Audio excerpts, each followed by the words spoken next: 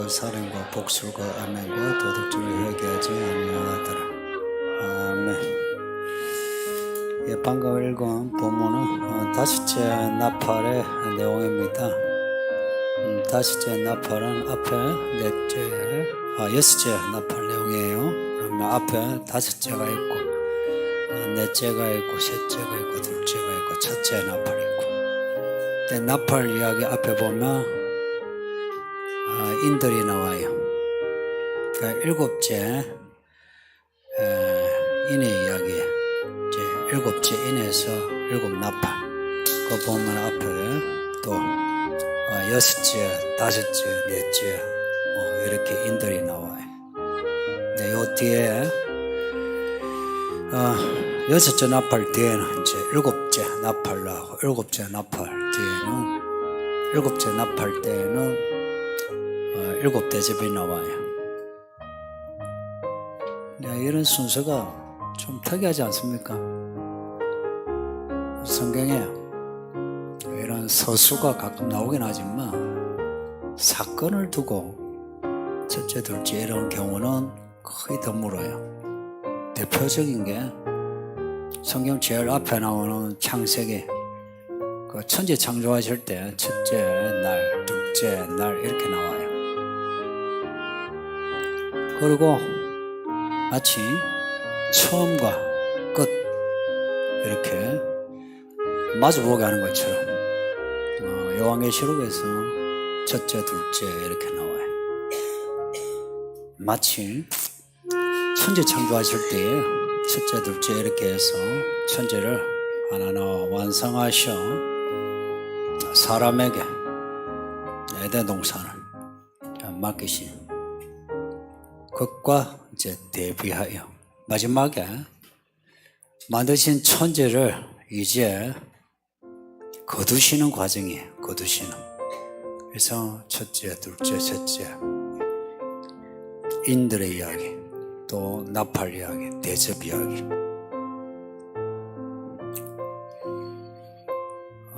창세기의 그 첫째와 둘째 그거와 다른 점은 창세기는 첫째 날, 둘째 날 이렇게 돼요. 시간이에요. 그러니까 날이란 것은 어제, 오늘 시간이 분명히 갈라져 있잖아요. 오늘 하면 오늘, 어제 하면 어제라고 하는 12시를 기준으로 해가지고 어제, 오늘. 그러니까 시간은 중첩되지 않아요.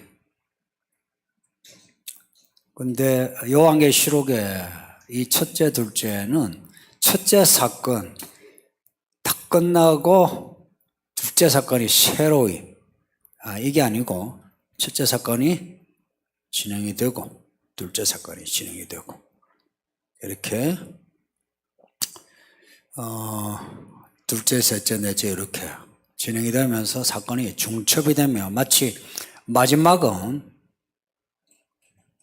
종말, 그러니까 결말처럼 나와요. 창세기에 그 여섯째 날, 일곱째 날은 결말이 아니죠, 그죠? 근데 요한계시록에 일곱인의 이야기는 이제 진행이 되면서 이제 끝입니다. 이런 사건이 이제 진행이 되면서 이제 세상 마지막에 오는 거예요. 그럼 지금 우리는 어느 때에 있는 것 같습니까? 우리가 2000년 전, 1000년 전에 살았으면 이런 질문이 조금 무리 있어. 근데 그 교회 안팎으로 이제 느끼는 게, 그 인류 역사가 종말을 향해 가네라고 지금 공감하고 있어요. 교회 밖에 지식인들이 그렇게 의견을 제시하고 어찌해야 되나 이렇게 대안을 찾으려고 해요. 근데 오히려 교회는 예수님이 오실 때 되었다 이러면 종말론처럼, 교회 다니는 사람이 오히려 예수님 재림에 대해 알러지 반응을 이렇게 아마 여러분 중에도 그런 사람이 있을걸요. 이 설교, 이 요한계시록 설교한 지가 좀 되는데 예수님이 오신다는 게 실감이 납니까? 내가 그거 진지하게 묻고 싶어요. 근데 왜 안 나느냐? 시간이 안 되었어. 그렇다면 그거는 성경적이지 않은 믿음이에요. 2000년 전에 예수님 하신 말씀에 속히 오리라 했어요. 그리고 사도 바울은 마르나타 하면서 예수님의 오심을 갈망했어요. 지금 예수님이 오신다는 게 얼마나 실감이 나느냐. 사실은 그게 그 사람의 믿음이에요. 그 열처녀 비유 중에 그 5처녀는 기름을 들었고 5처녀는 기름을 안 들었다. 그 기름이 뭔지 뭐 구체적인 걸 떠나가지고 기름을 들고 있었다는 것은 예수님이 오실 걸 준비했다 이야기거든요. 어떤 준비도 준비를 했다 이야기라. 그런데 기름을 들지 않았다는 것은 예수님이 오실 걸 준비하지 않았다 이야기입니다. 뭐 오신다고 생각을 안 한 거라. 그런데 5처녀는 오신다 생각하고 준비를 한 거라.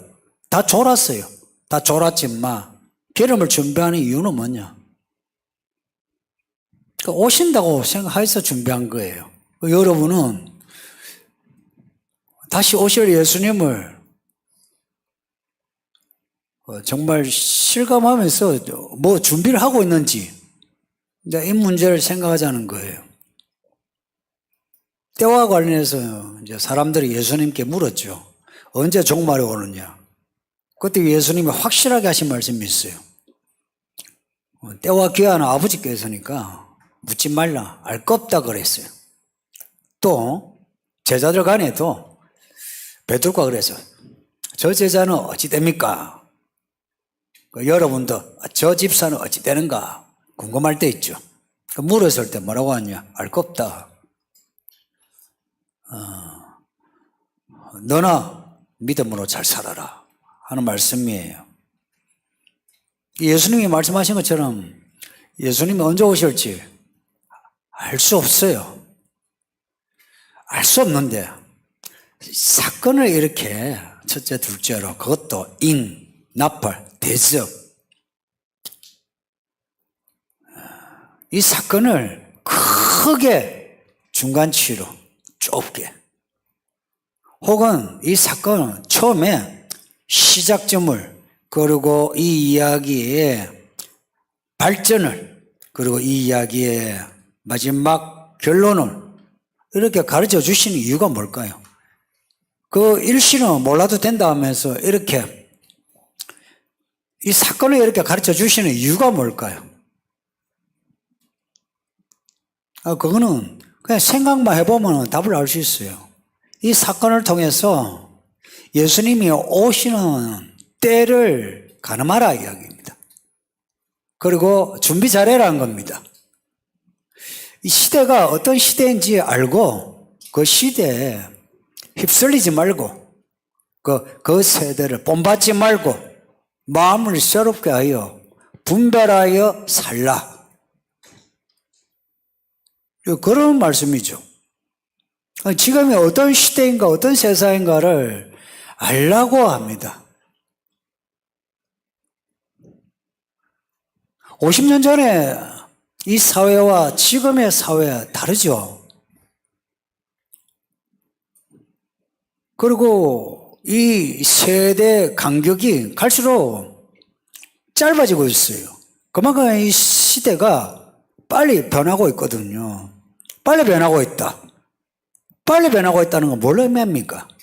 사건들이 예전보다 더 밀도 높게 사건들이 일어나고 있다 이야기예요. 그 말씀이죠. 일곱 대, 일곱 나팔, 일곱 대조처럼 예수님이 오실 날이 지금 많이 가까웠다 이야기입니다. 우리 어머니대가 살던 때보다 또 제가 살던 지금 제 나이대보다 지금 이 젊은 이들이 지금 살아가야 하는 이때 이제 예수님이 오실 때가 더 가깝다는 겁니다. 그 실제로 코로나 전도 그렇지만 코로나 이후는 진짜 많이 달라졌어요. 단지 전염병 문제만 아니라 아시는 것처럼 뭐 자연재해, 경제난, 전쟁 이게요 예전에 그 스케일하고 달라요. 예를 들어서 러시아와 우크라이나 전쟁 이게 3차 대전으로 확전된다면 예전에 1차, 2차 세계대전하고 비교해서 어떨 것 같아요? 그거는 2차 대전은 세 발의 피해요. 한반도에 전쟁이 일어난다. 아니 땡 굴뚝에 연기가 나려. 북한이 저렇게 핵 도발하는 거 언젠가는 일어날 거 아닙니까? 그리고 이 한국 사회, 한국 교회의 사정을 보면 하나님이 가만히 있을 수가 없는 상황이에요. 말하자면 한 대 맞아야 정신을 차리는 사회, 교회가 되었다는 거예요. 아직 안 맞았거든. 편안하거든. 편안하니까 이런 말 저런 말, 이런 행동 저런 행동 그냥 막 그냥 하는 거예요. 근데 만약에 이제 위기에 처하게 되면 약간 정리를 하게 되죠. 잘못한 거 회개하게 되고 하나님 뜻이 무엇인가 알고 하려고 하게 되고 이제 이런 사람은 소수예요, 소수.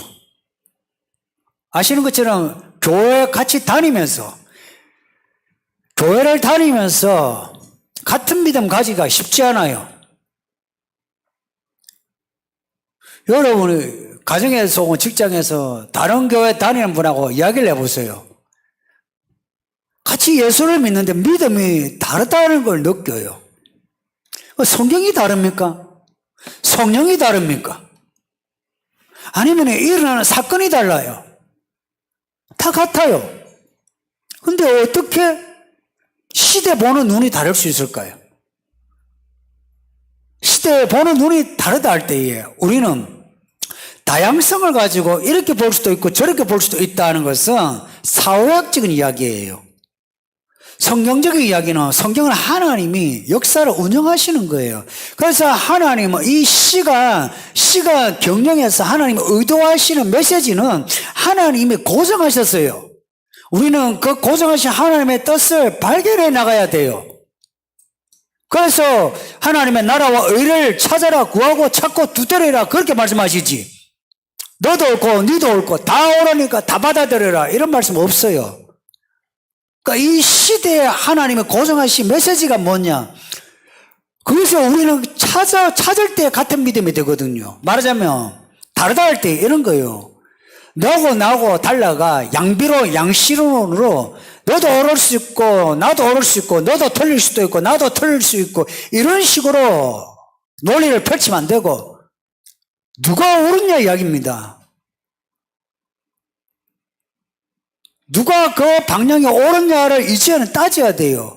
그렇다고 해서 한 사람이 한번 옳은 방향으로 간다 해서 끝까지 그냥 옳은 방향으로 가는 것도 아니에요. 단편 이게요. 한 방에 훅 가는 거라. 오늘 내가 옳다 해서 내일 옳으냐 아니에요. 오늘 내가 옳을 때에 내가 내일의 궤적을 내가 보고서 그 방향으로 의식호해서 가야만 내가 믿음으로 옳게 살 수 있지. 내가 오늘 옳다 해서 내가 내일도 가만히 있는데 옳은 방향으로 가느냐? 그렇지 않아요. 세상은 그렇게 될 수 있어요. 인과론으로요. 물이 흘러가잖아요. 그런데 믿음은 그냥 가만히 있는데 가느냐? 그렇지 않아요. 이 교회 그냥 막 교회 가는 대로 흘러가느냐? 흘러가지지 못해요. 우리가 그만큼 세상에 속했기 때문에 교회가 가는 방향 여러분이 못 따라가요. 어떻게 따라가느냐? 믿음을 가질 때에 따라갈 수 있어요. 믿음과 그리고 순종 그리고 결기 이 인내하는 결기를 가져야 따라갈 수 있지. 한번 생각해 보세요. 여기 교회 다니는 데서 교회 같은 방향으로 같은 믿음으로 갈 수 있대 못 가요. 못 가는 게 가지 못하는 게 이게 자연스러운 거라. 다 그래요. 저나 여러분이나 딱 정신을 차리고 베드로전서 말씀 있잖아요. 정신을 차리고 근신하여 기도를 해야만 되는 거예요. 그래야만 갈 수 있지. 졸음이 온다. 자고 가자. 못 가요. 내가 장가도 가야 되고 시집도 가야 되고 돈도 벌어야 되고 할 일이 있다 하고 못 가요. 예수님이 하신 말씀이에요. 이거 그 예수님이 이렇게 하신 말씀이며 예수 믿는 사람은 아멘하고 받아들여야 되죠. 근데 이 성경을 그대로 이야기할 때에 성경은 성경으로 놔주고 자기가 자기 믿음으로 살려고 해요. 교회 어떻게 다녀요? 성경을 어떻게 읽어요? 부부생활 어떻게 해요? 자녀 어떻게 키워요? 연애 어떻게 해요? 다 자기 마음대로라. 자기 마음대로 하면서 하나님의 뜻을 내가 빌려와요. 하나님의 뜻이다 그래요. 세상이 많이 바뀌었어요. 예전에는 그래도요, 사람들이 이 성경에 대해, 교회에 대해서 좀 있잖아요. 약간 조심하는 게 있어요. 겁을 먹었어요. 근데 요즘은 교회 안에 사람들조차 교회와 성경, 믿음을 가벼이 여겨요. 가벼이 여긴다니까. 뭐 술, 담배를 한다, 뭐 다른 일을 한다. 이거는 아무것도 아니고요. 성경을 가지고는 있지만 펼치지 않고 펼치지만 읽지 않고 읽긴 하지만 깨닫지 못하고 깨닫긴 하지만 내가 행동하지 않고 행동은 하지만 끝까지 못해요. 그러면서 내가 최선을 다만큼 나 자신에 대해 내가 나를 자랑해요. 내가 그만큼 믿음이 있다. 코로나가 지나면서 사람들이 더욱더 그렇게 되었어요. 그러면서 전쟁이 일어나죠. 경제난이 일어나죠. 사실은 이 경제난은 코로나 전부터 얘기되어 왔어요. 이렇게 될 수밖에 없어요. 이거는요, 경제 문외한이라도 그냥 돈, 아주 단순하게 돈 가지고 내가 돈이 아주 많을 때 그 사람이 어떻게 하느냐. 인간의 행동을 단순화시켜도 이 지금의 경제난은 일어날 수밖에 없어요. 앞으로 더 하게 되고 이거 쉽게 안 끝나요. 안 끝난다. 이게 만일에 이 지금의 팬데믹이라고 하는 이 판이 커졌잖아요. 이 판이 커지면서 이게요, 이제 다른 행동과 다른 사건과 함께 연쇄적으로 정말 시대의 끝으로 가요. 시간의 끝점으로 간다고요. 이제 다른 이견이 있을 수가 없어요. 안 믿는 사람도 그래요. 이제는 그냥 끝점으로 간다니까요. 제가 지난 그 주에 그 유발라 하라리에 호모데우스 이야기했죠. 그 앞에 호모사피엔스. 하나님이 없다 이렇게 생각하니까 그런 사람은 그 지식도요, 하나님이 아무것도 아니에요. 그래서 호모데우스란 거는 사람이 신이란 거예요. 데우스. 그래서 현대 문화, 현대 철학, 현대 사회의 그 기조가 뭐냐? 사람이요, 사람. 그 사람 중심이 되면서 영성이란 말이 철학과 종교, 교회 안에서 퍼졌어요. 영성이 뭐예요?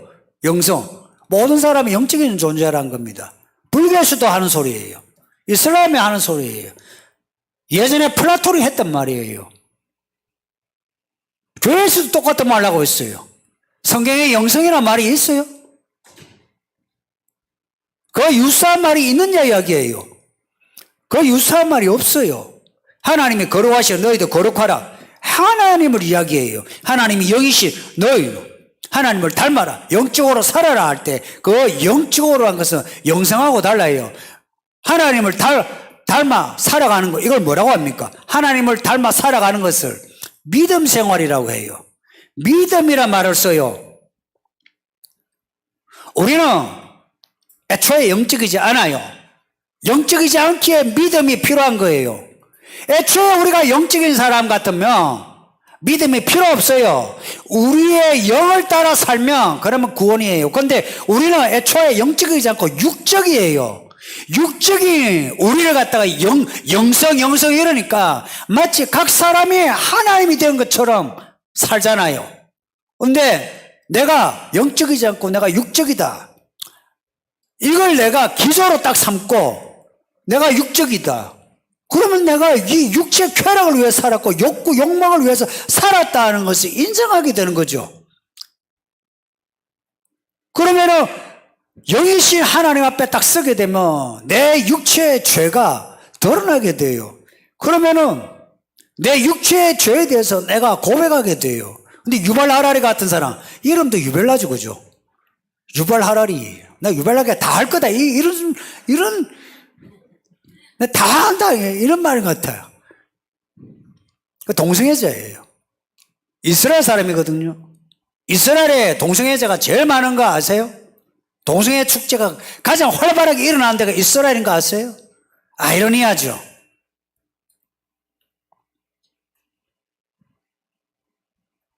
하나님이 없다 혹은 우리가 하나님이다 하니까 못할 게 없어요.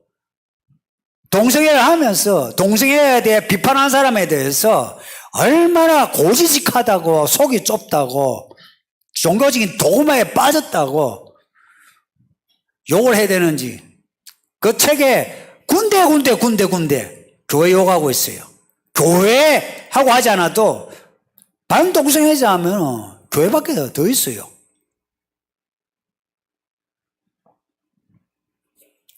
근데 이제 이 사회도요, 동성애에 대해서 이제 욕을 하면은 벌금을 물거나 잡혀갈 수 있는 지금 때가 되었어요. 법으로도 그렇게 만들려고 하고요. 그리고는 시청 한가운데 거기서 동성애 축제를 하고 동성애 축제를 합니다. 이성애 축제라는 거 들어봤어요? 동성애 축제를 한답니다. 웃기는 소리 아닙니까? 그 시청 광장에서 서로 남녀가 서로 사랑하는 사람 다 모였어요. 다 모여서 거기서 서로가 사랑을 고백하고 뭔가 이벤트를 하세요. 우리가 도와줄게요. 그렇게 한 적이 있어요? 길거리에서 남자 여자가요, 가슴을 내놓고 아니면은 뽀뽀하고 이러면요, 공연 엄남죄에 해당이 돼요. 공연 엄남죄래, 헌법에. 근데 동성애 축제를 한다면서 거기서 남자가 브라자하고 홀딱 벗고서 거기서 별 지랄을 다 하는데 그게 축제랍니다. 이거 웃기는 이야기 아닙니까? 시대가, 이런 시대가 되었어요. 그러면서 진본이 인간의 자유니 이래요. 예전에 인간의 자유를 이야기할 때는 성경에서 따왔어요. 하나님의 정의, 의, 평등, 공정, 공평, 이게 전부 성경의 가치관이에요. 그것이 이 사회에 들어왔을 때는 이 사회가 발전이 되었어요. 이 민주주의가 어떻게 발전되었어요? 기독교 가치관이에요. 자본주의, 달란트를 맡겨가지고 달란트 많이 남기니까 하나님이 칭찬하고 적게 남기니까 뭐라 하더라? 자본주의 아니에요. 근데 이제는 이 사회가 성경의 가치관을 하나하나 그냥 다 무너뜨리고 그냥 이제 인간의 신이란 바벨탑을 만드는 거나 똑같은 거예요. 바벨탑을. 내가 신인데 무슨 회개가 되겠습니까? 내가 신이라면 회개가 어찌 되겠어요? 드라마 보면서 눈물 흘리죠. 영화 보면서 눈물 흘리죠. 다큐 보면서 눈물 흘리죠. 자기 죄로 눈물 흘린 적이 있어요? 남의 이야기 보면서 눈물 흘리면서 아 슬프다면서 내 죄에 대해서 내가 앞으로 겪을 일에 대해서 슬퍼하면서 눈물 흘려본 적 있나요? 눈물이 귀한 시대가 되었어요. 오늘 본문의 20절 21절에 이 사람들 회개하지 않더라. 믿음으로 산다는 거는요, 첫째가 회개로 시작하고요, 끝이 말씀의 열매입니다. 알곡이라는 말 자주 쓰죠, 그렇죠? 실은 14장에 알곡이라는 말은 없어요. 곡식이요, 곡식. 알곡으로 우리가 의역을 한 겁니다. 알곡이 되는 게 우리 믿음의 표대예요. 믿음으로 사는 건 교회 왔다 갔다가 아니고요, 내가 믿음에 어떤 열매가 있어야 돼요. 그 열매가 뭐냐? 변화예요, 변화. 뭐라고요? 변화입니다, 변화. 예수 믿는 사람이 안 변한다는 거 이상하지 않아요? 나는 이거 이상하다고 봐요. 여러분도 그렇게 생각하세요. 내가 예수를 믿는데 내가 변화가 없다. 무슨 문제가 있느냐 이야기예요. 그 변화를 혼자서 계산하지 마세요. 물어보세요. 여러분, 친구에게, 성도에게, 가족에게 물어보세요. 내가 바뀌었나? 내가 교회 다니고 괜찮아졌나? 물어보세요. 물어보기 전에 정말 변화된 사람은 이럴걸요. 아, 당신이 교회 다니더니 좀 달라졌어. 야, 아들아, 네 교회 다니더니 달라졌어. 아버지가 교회 다니더니 달라졌어. 이 소리를 들어야 되지 않습니까? 사람들은요, 자기하고 가까운 사람이 변화돼가 자기를 이롭게 하면은 빨리 칭찬해요. 제일 빨리. 왜냐? 좋으니까. 아유, 교회 다니니까 좋아졌네. 어떻게 그러면 좋아졌지? 교회 다니니 뭐가 있나? 뭐 배우지? 궁금해 하잖아요. 직장에서도 그렇고, 가정에서도 그렇고. 이 시대가 이제 이런 그 변화와 열매가 드문 시대가 되었어요. 이유가 사람들이 악해졌다는 그렇게 단순하게 답할 수도 있는데 요 앞에 보면 다섯째 나팔에서 무저갱에서 황충이 나와요. 무저갱의 사자 아바돈 아블론 시험 나옵니다. 아바돈 아블론 악령이 심해진 거라. 무저갱이 저는 거기 어디인지 뭔지 잘 몰라요. 근데 그 악한 영을 가둔 곳이라는 건 알아요. 그곳이 열리면서 이제 악이 세상에 가득해지는 거예요. 그래서 이 사람들이요, 원래 악한 데다가 악령이 사람의 악의 파이프 라인으로 들어가서 더 악하게 만들었어요. 예전 같으면 양심이 찔려가지고 하지 못하는 말을, 하지 못하는 행동을 이제는 그냥 마음대로 하게 되는 겁니다. 다섯째 나팔에서, 그리고 여섯째에서 유발하되 결박한 천사를 풀어줬더니 그 천사들이 전쟁을 일으켜요. 그 전쟁으로 사람들이 아이고 죽겠네 하나님 도와주세요 하는 게 아니라 결박한 천사를 풀어줘서 전쟁이 나니 이게 악이 그전에는 하나님이 억제했어요. 억제. 미국이 전쟁 억제해서 우리 한반도가 평화가 있다 이런 말 하죠. 하나님이 억제하신 거라. 억제하셨는데 이제 하나님이 그 억제를 푸시니까 악이 이제 미친 듯이 세상을 악하게 하는 거예요. 그래서 악해지는 거예요. 여러분도 어느 순간에 그렇게 악해져요. 지금 그런 타이밍에 와 있어요. 갈라져요. 믿음으로 사는 사람은 이제 적극적으로 믿음으로 살려고 엎드리게 되고, 또 어떤 사람은 악해져 가지고 예전에는 하지 못하는 말을 하게 되고 행동을 하게 돼요. 이제 양심의 가책도 없어요. 교회 오래 묵은 성도들, 그 사람들이 타겟이에요. 그분들이 타겟이라. 오래 묵은. 7교회 주신 말씀에 책망받은 교회 그 분위기가 어때요? 처음보다 나중 행위가 많더라. 오래 묵은. 처음 사랑을 잃어버렸다. 무슨 말이에요? 오래 묵은. 목사 구원받기 힘들어요. 정말 목사가 이 시대에 구원받는다면 그 사람 진짜 믿음의 목사예요. 저 그 목사 되려고 무슨 애써요. 장로 권사 진짜 구원받기 힘들어요. 교회 오래 묵은 이 교회 총무 구원받기 힘들어요. 구원받기 힘들단 말은 그냥 있죠. 애드립으로 여기지 마세요. 이거 진짜예요. 정말 구원받기 힘들어요. 왜 그러냐? 이유 회개하지 않아서 그래요. 회개를 잃어버려. 왜냐? 내가 이렇게 열심히 하잖아요. 제가 이렇게 집 튀기면서 설교하잖아요.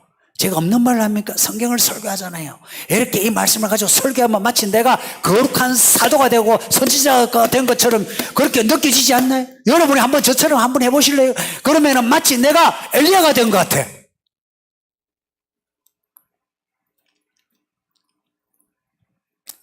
그래서 회개하지 않는 거라. 회개를 할 줄을 몰라. 회개를 할 줄을 몰라요.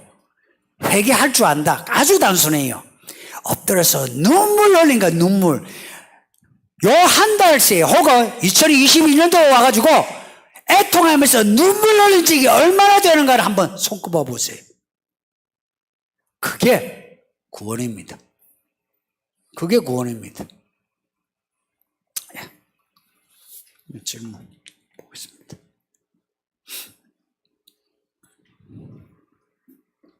회개와 관련해서 예수님 십자가 옆 죄인의 경우에 양심에 따라 회개해 구원받은 것이 아니라 예수님이 누구신지 알고 말씀을 알고 고백했기 때문이라고 볼 수 있을까요?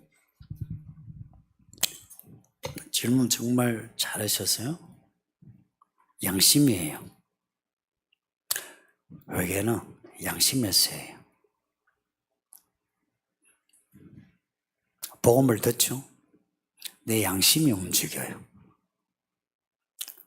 지각이 있어도 내 양심이 딱딱하면 지각이 아무리 높은 지각을 가져도 회개가 안 돼요. 그 오른쪽에 죄인이 예수를 본 거예요. 같이 못 박혔어. 자기는 죽을 죄인이라. 근데 예수가 못 박히는 과정을 다 봤어요. 그걸 보면서 너무 자기하고 다른 거예요. 그리고 바로 옆에 있었기 때문에 예수님이 십자가에서 하시는 말씀을 다 들은 거라. 들었어요. 듣고서 자기 양심이 이게 움직이기 시작한 거라. 심장이 박동하듯이 양심이. 처음에는 성경 보면 이래요. 두 죄인이 예수를 욕하더라 나와요. 또 하나는 한 죄인은 욕하고 한 죄인은 예수님을 믿더라 그래요. 그 스토리를 요약하면 이렇게 돼요. 처음에 두 죄인이 십자가 못 박힐 때 두 죄인이 똑같이 야 네가 그 메시아라며 니도 구원하고 우리도 구원해달라 욕을 했어요. 근데 같이 못 박히는 그 6시간의 그 과정이라는 게 예수가 못 박혀서 한마디 한마디 하시는 게 복음 전파 옆에서 복음을 들은 거 아니겠어요? 예? 듣고서 찔린 거라. 찔리면서 양심이 찔릴 때 더 양심을 쑤셔야 돼요. 양심은 내가 찔려야 돼요. 양심이 화염 맞다 이런 말 하죠. 성경에 믿음의 양심이 파손되었다 이런 말 해요. 그건 무슨 말이냐. 양심이 지금 찔리는데 그 찔리는 것을 내가 덮어놓고 방어하는 게 그런 거예요. 방어하잖아요. 여러분들 다 방어하거든. 근데 그 양심 찔릴 때에 더 양심을 더 내놓고 확 찌는 건 내가 그렇지. 내가 죄인이지. 이분 진짜 메시아 아니면 이런 말씀 하실 수 없다 여기라. 메시아가 아니면 뭔지 모르지만 그냥 이 양심이요 그냥 확 요동하면서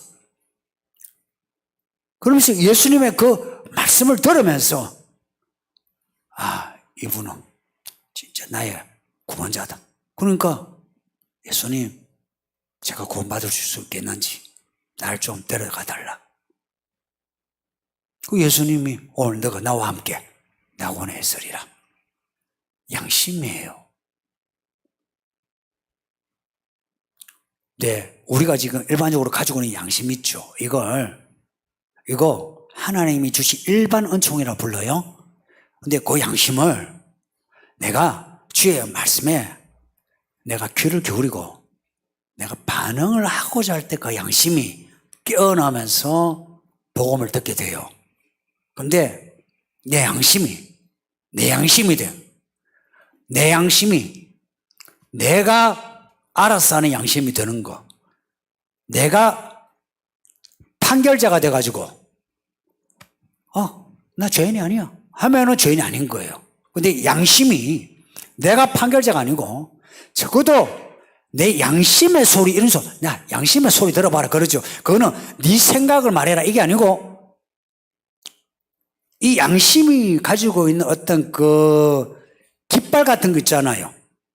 이끄는 거. 그 양심의 소리를 들으라 이야기죠. 그 양심의 소리를 안 듣고서 그 양심의 소리를 내가 죽이지 않고 살려서 성경을 읽어보세요. 그러면 이 성경이 정말 진리라는 걸 알게 되고 그리고 예수님 하시는 말씀이 정말 나에게 하신 말씀이고 날 위해 하신 말씀이라는 건 내가 알게 돼요. 그래서 믿음은 이런 거예요. 그 전에 또 양심이 있어요. 근데 그 양심은 거듭난 양심이 아니죠. 근데 그 양심을 가지고 복음을 듣고서 반응을 했어요. 그래서 거듭나면서 양심도 거듭나게 돼요. 양심도 거듭나게 돼요. 생각도 거듭나게 돼요. 거듭나게 돼요. 거듭난다 하는 것은요, 다시 태어나는 거예요. 다시 태어나는 거예요. 다시 태어나면 어찌해야 돼요? 이 아이가 지금 글을 쓰는데 얘가 나면서부터 글을 썼나요? 아니죠. 태어나면서 말을 배워야 돼요. 글을 배워야 돼요. 그래서 우리는 거듭나면서 배워야 돼요. 믿음으로 사는 법을 배워야 돼요. 우리는 배운 적이 없어. 교회 다니고 세례받고 집사되고 장로가 되면서 배웠는데 뭘 배웠는지를 배운 게 없어요. 교회 생활, 말하자면은 사회생활을 배운 거라. 믿음 생활은 그리스도를 알아가는 생활이에요. 누구신가 알면서 내가 어떻게 살아야 하는지를 그리스도 그 안에서 내가 내 자식, 내 남편 이걸 떠나가지고 예수님 내가 어떻게 살아야 됩니까? 이걸 내가 배우는 겁니다. 자, 넘어갑시다.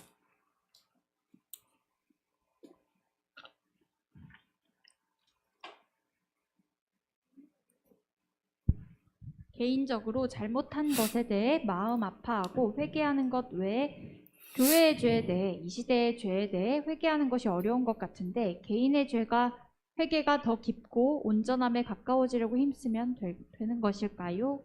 네, 그렇게 하세요.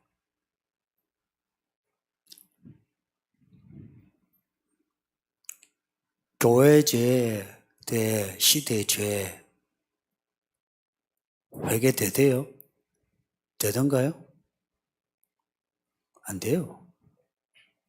그냥 자기 죄에 대해서 회개하세요. 교회 죄 하는 거는 제가 하는 거예요. 교회 지도자가 하는 거예요. 그리고 지도자라고 하는 직분 아니라도요, 이 아이 하나라도요, 이 아이가 하나님께 말씀을 받아 교회를 보고 하나님의 나라 안에 있는 세상을 보고서 하나님, 이 땅의 교회의 죄를 용서해 주세요. 이럴 수는 있어요. 근데 그것도 항상 자기 개인의 죄에서 시작해요. 개인의 죄에서 시작해요. 이사야 6장에 이사야가 우시야 죽던 해에 하나님을 만나요. 하는데 하늘의 보좌를 보는데 내 입술이 부정하여 내가 죽게 되었다 하고 자기가 탄식을 해요. 하나님이 이사야의 입을 불집게로 수술해요. 그리고 수술 받아요. 그러고 난 뒤에 야 누가 이 복음을 전하겠노 했을 때 그제서야 이사야가 제가 하겠습니다 그랬어요. 교회 일 아무나 하는 거 아닙니다. 자신의 죄에 대해 죄 회개하고 회개한 사람이라야 교회 죄에 대해서 가슴 아파해요. 가슴 아파한 척 하지 마세요. 교회와 사회 죄 가슴 아파하는 척 하지 마세요. 저 그렇게 폼청폼사 한 적 없어요. 여러분 그냥 폼청폼사 교회 죄 그렇게 스케일 크게 하지 마세요. 자기 죄 이야기하세요. 아세요? 단도직입적으로만 해서 교회 죄 이야기하는 사람 치고 자기 죄 회개한 사람 거의 없어요. 그래도 교회 생활, 목회를 그래 좀 한 저의 진단입니다, 진단.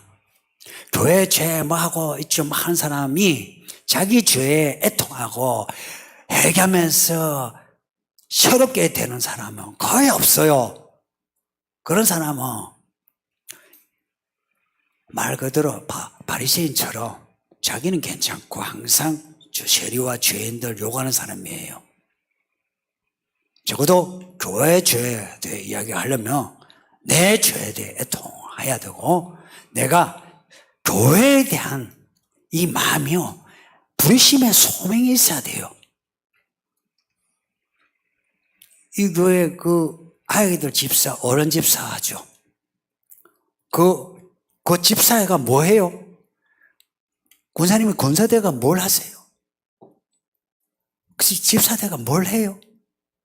뭘 하는 것 같아요? 내가 집사 아니고 집사이고 뭐가 달라진 것 같아요? 나는 이런 문제에 조금 정직했습니다. 뭐가 달라진 것 같아요? 왜 집사가 되고자 하지? 왜 내가 장로가 되고자 하지? 왜 되고자 해요? 교회 다니니까, 이 나이 되니까 이제 안수 집사 되고 장로가 되어야 하나? 그래서 어디 가면은, 내가 교회 안수 집사 되었는데, 장로 되었는데, 그런 소리 하기 위해서? 왜 집사가 되고 장로가 되고 권사가 되어야 되죠? 왜 되어야 되죠? 가끔 그러잖아요. 우리 어머니가 권세가 못 됐어요. 집사만 했어요. 권세가 못된 이유 교회들마다요 돈도 내야 되고 막 그런 게 많아요. 그래서 집사밖에 못 됐어. 근데 어머니가 올 때마다 하면은 권사가 안 된 자신에 대해서 약간은 그게 있어요. 이 교회는 안수집사 장로 외에는 연세가 들면 거의 그냥 권사로. 근데 안수집사 장로와 같이 이렇게 교회에서 기름 부어서 세우는 일꾼은 뭐가 달라야 돼요?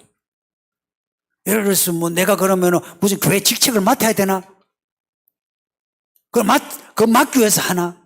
저는 그럼 내가 이 자리에서 설교하기 위해서 목사가 된 건가? 그게 뭐예요? 교회의 일이 뭐예요?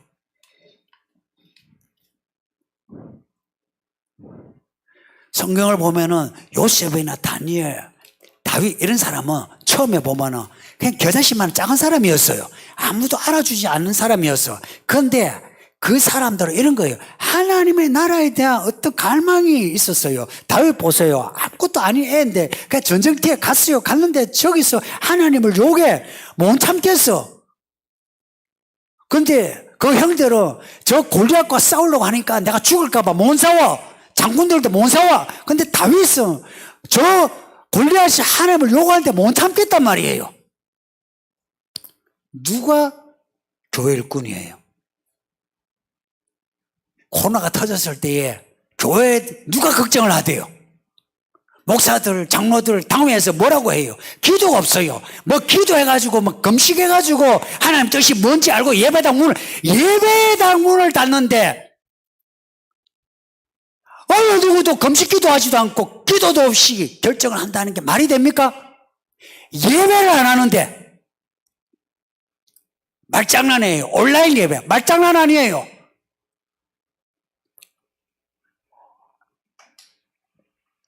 누가 마음 아파대요? 누가 마음 아파하면서 이러면 안 되는데 하고서 그렇게 하대요. 그렇다고 해서 전쟁이 나고 전쟁병이 터졌는데 교회는 무조건 여기 와서 예배를 드려야 된다. 그런 말이 아니에요. 그때는 그래. 식당 문 열었지. 다 문 열었어요. 왜 교회 예배당만 문 닫아야 되느냐 말이에요. 누가 교회를 위해서 생각하대요? 그때 교회를 위해서 생각한다는 교회를 비판한 그 사람들이 했던 말 있잖아요. 무슨 말인지 아세요? 교회가 선제적으로 문을 닫아야 된다 그런 말을 했어요. 그 전에 교회 비윤리성에 대해서 욕하던 사람들이 한결같이 했던 말이 교회가 선제적으로 문 닫아야 된다 그런 말 한 거예요. 왜 그런 말 하게 되는지 아세요? 그 사람들은 자기 죄에 대해서 애통해 본 적이 없는 사람이에요. 한번 예배당이 나와가지고 눈물 흘려 본 적이 없는 사람이라. 새벽기도 때 질질 짜면서 그런 연기를 하지. 진짜 자기가 골방에서 눈물 흘려 본 적이 없는 사람이라.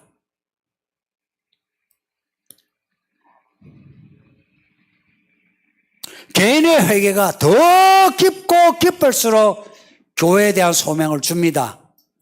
잊지 마세요. 특히 남자들요, 잘 들어요.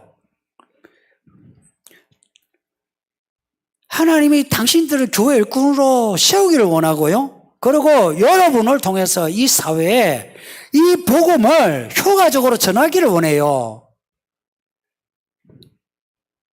하나님의 나라와 의에 대한 그런 갈망이 없으면 여러분의 인생은 정말 버거워요. 돈을 버는 데만 그냥 인생 끝나는 거예요.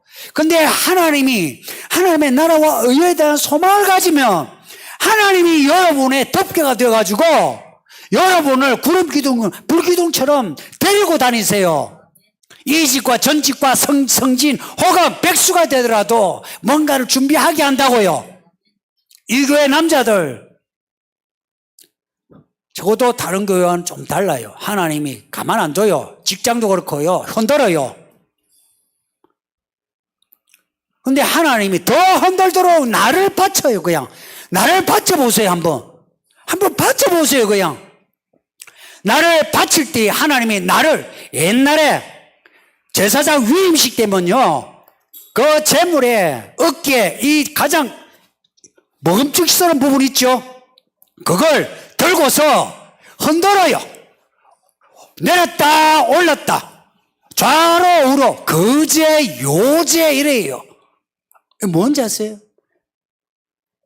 하나님께 바쳐진 사람은 하나님께 막 바쳐야 되고 하나님이 요 이렇게 흔들면 흔들려야 돼요. 하나님이 딱 잡고 올렸다 내렸다 좌로 우로 할 때 그게 붙잡혀 가지고 살아야 인생이요 길이 형통해요. 한번 여러분 마음대로 한번 살아보세요. 잘 풀리나? 풀려도요 저쪽에서 꼬여요. 그래서 늦어도 괜찮아. 약간 늦어도 괜찮아요. 조용히 하나님 뜻을 기다리면서 살아가세요. 특히 남자들, 그리고 이 늙어가는 여자들이요, 이제 늙어 죽을 때 됐잖아.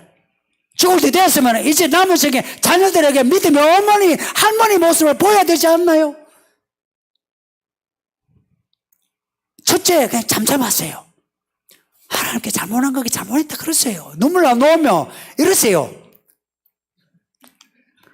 아니면 안락이라 넣으세요. 그냥 눈물 그냥 안 그러면 목소리라도요, 연기자 보면요 눈물 안 나오는데 목소리 울죠. 그냥 우는 목소리 하세요. 연기를 하라고. 하나님 도와주세요. 그거 하다 보면 눈물 나와요. 굳이 눈물을 흘려야 되느냐? 흘려야죠. 예수님이 피 흘리셨는데 그럼 눈물이라도 흘려야 되지 않습니까? 내 감정적으로 말해서 그렇지 않습니까? 예수님이 피 흘리셨으면 우리는 눈물이라도 흘려야지. 그렇게 눈물을 흘려야 돼요.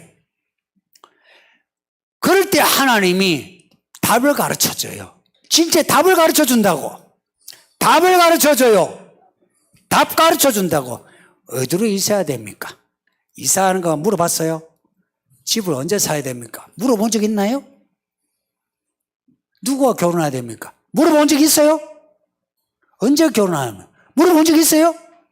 자식 키우는 거 어떻게 키워야 되는지 물어본 적 있어요? 사업을 하는데 기업을 하는데 어떻게 내가 이 운영을 해야 될지 물어본 적 있어요? 다 자기 생각 아니에요.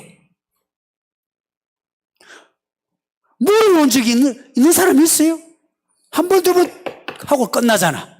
끝까지 물어가지고 하나님이 깜깜한 가운데에 빛을 비춰줘가지고 그 빛을 향해 가는 것처럼 가본 적이 있어요? 모두가 자기가 정해놓고 자기가 가놓고 안 되면 하나님 도와주세요. 그러면 하나님이 좋으신 하나님이 내가 도와주잖아요. 도와주잖아요. 그 도와주면 이거는 하나님의 뜻이야. 내가 잘했으면 내가 기도해가 되었어. 성도님들, 우리가 기도해서 된 게 뭐가 있습니까? 예수님이 불쌍해서 우리를 도우신 거지. 내가 뭐 기도해가지고 된 겁니까? 예? 내가 뭐 헌신해서 내가 된 겁니까? 한 게 뭐가 있습니까? 솔직히 한 게 뭐가 있어요? 제가 목사인데 내가 생각해보니까 목회를 하면서 내가 뭐 한 게 없어요.